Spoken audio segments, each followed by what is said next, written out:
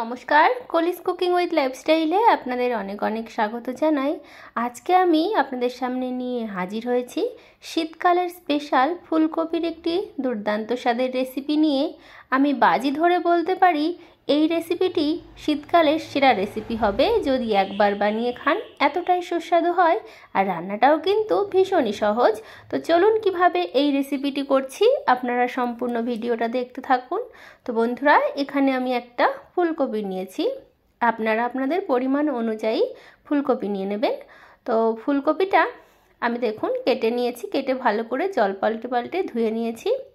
এবারে চলুন বন্ধুরা ফুলকপিগুলো একটু ভাপিয়ে নেওয়া যাক। আর আমি কিন্তু এই রান্নাটা আলু ব্যবহার করব না। আর ফুলকপি যদি একটু ভাপিয়ে নেওয়া যায় তাহলে যে ফুলকপি খেলে গ্যাস হওয়ার প্রবণতা হয় সেটা কিন্তু অনেকটাই কমে যায়। একটু নুন দিয়ে জল দিয়ে ঢাকা দিয়ে রেখে দিলাম যাতে ফুলকপিটা ভাপানো হয়ে যায়।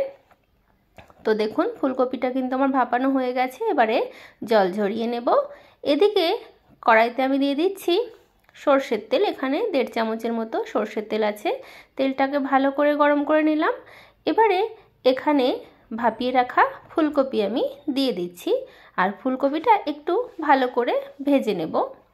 তবে খুব বেশি লাল লাল করে ভাজার প্রয়োজন নেই, আমি যেভাবে ভেজে নিচ্ছি আপনারা এভাবেও ভেজে নিতে পারেন, আবার এর থেকে বেশি তেল দিয়েও একটু আরও লাল লাল করে ভেজে নিতে পারেন। আমি হলুদ দিয়ে দিলাম, নুন কিন্তু ফুলকপি ভাজার সময় নুন দিলে ফুলকপি থেকে অনেক জল ছেড়ে দেয়, তো সেই জন্য আমি এখন নুন দিলাম না, শুধু হলুদ দিয়েই ফুলকপিগুলো ভেজে নিচ্ছি। তো আপনারা কারা কারা আমার মতো এরকমভাবে ফুলকপির এই রেসিপিটি রান্না করে খেয়েছেন অবশ্যই কিন্তু বন্ধুরা আমাকে কমেন্ট বক্সে কমেন্ট করে জানাবেন। আর এই রেসিপিটি একবার বানিয়ে দেখুন বন্ধুরা, খেতে দুর্দান্ত হয়। ফুলকপিগুলো তুলে নিলাম, ওই কড়াইতে 1 চামচের মতো আবার সর্ষের তেল দিলাম, একটা মিডিয়াম সাইজের পেঁয়াজ কুচি আর একটা ক্যাপসিকামের কুচি দিয়ে দিলাম তেলের মধ্যে। পেঁয়াজ ক্যাপসিকাম আমি তেলের মধ্যে একটু ভালো করে ভেজে নেব, তাহলে ক্যাপসিকামের যে স্মেল সেটা কিন্তু চলে যাবে আর ক্যাপসিকামটা নরম হয়ে যাবে, খেতেও ভালো লাগবে।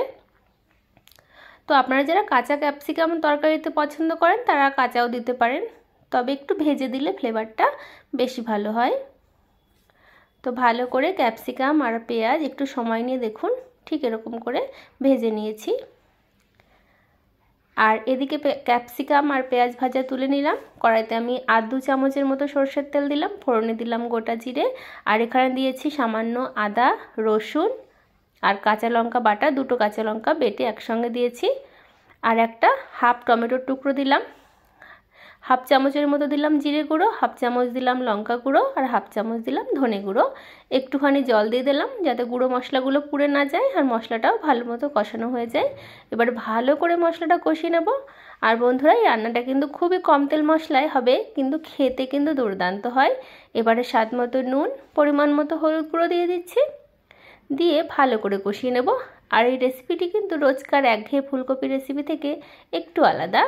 এবার এখানে ভেজে রাখা পেঁয়াজ ক্যাপসিকাম দিয়ে দিলাম, দিয়ে একটু সময় ভালো করে কষিয়ে নেব। আর যে কোনো রান্নায় মশলা একটু ভালো করে কষালে খেতে কিন্তু ভালো হয়। মশলা থেকে তেল ছেড়ে দিয়েছে, এবারে ভেজে রাখা ফুলকপিগুলো দিয়ে দিলাম। ফুলকপি দিয়ে ভালো করে এই মশলার সঙ্গে আরও কিছুক্ষণ কষিয়ে নেব। তো বন্ধুরা আপনাদের যদি আমার এই ফুলকপির রেসিপিটি ভালো লাগে তাহলে অবশ্যই লাইক শেয়ার কমেন্ট সাবস্ক্রাইব করে পাশের বেল আইকনটা প্রেস করে রাখবেন। একটু জল দিয়ে দিলাম, জল দিয়ে আমি আরও ভালো করে কষিয়ে নেব।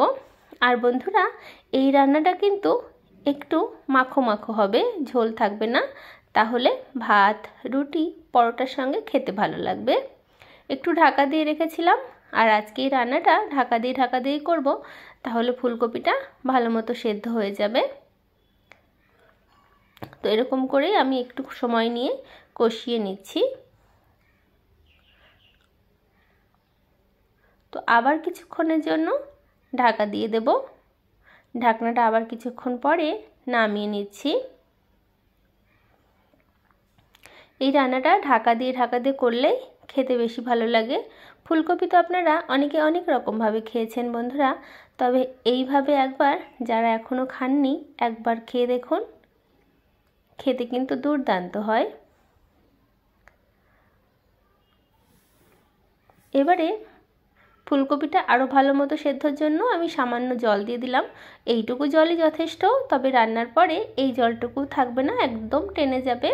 তো জল দিয়ে আবার ঢাকা দিয়ে রেখে দেব যতক্ষণ না ফুলকপি ভালো মতো সেদ্ধ হচ্ছে আর জলটাও একটু টেনে আসছে। তো বন্ধুরা দেখুন, ফুলকপিগুলো কিন্তু ভালো মতো সেদ্ধ হয়ে গেছে আর জলটাও কিন্তু অনেকটাই টেনে এসেছে। অবশ্যই কিন্তু আপনারা এইভাবে ফুলকপির এই রেসিপিটি ট্রাই করবেন।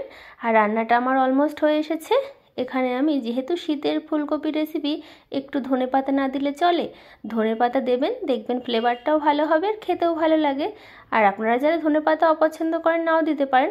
আর বন্ধুরা আপনারা যদি চান এখানে একটু টমেটো কেচাপ বা একটু চিনি দিতে পারেন, তবে আমি চিনি বা টমেটো কেচাপ কিছুই দিলাম না। এভাবে খেতেও কিন্তু ভীষণ ভালো লাগে। তো ধনেপাতা দিয়ে একটু স্ট্যান্ডিং টাইমে ঢাকা দিয়ে রেখেছিলাম, ঢাকনাটা কিছুক্ষণ পরে নামিয়ে নাড়াচাড়া করে দিলাম। আমার কিন্তু ফুলকপির এই দুর্দান্ত স্বাদের রেসিপিটি কিন্তু একদম হয়ে গেছে, ঝোলও টেনে এসেছে। এবারে একটা পাত্রে নামিয়ে নিয়েছি। আপনারাই বলুন কেমন হয়েছে ফুলকপির এই রেসিপিটি। একবার অবশ্যই বাড়িতে বানিয়ে খান আর আমাকে কমেন্ট বক্সে জানান আপনাদের কেমন লাগলো। তো আপনারা ভালো থাকবেন, সুস্থ থাকবেন। দেখা হবে অন্য ভিডিওতে। ভাত রুটি পরোটার সঙ্গে পরিবেশনের জন্য তৈরি হয়ে গেল ফুলকপির তরকারি। রাধে রাধে।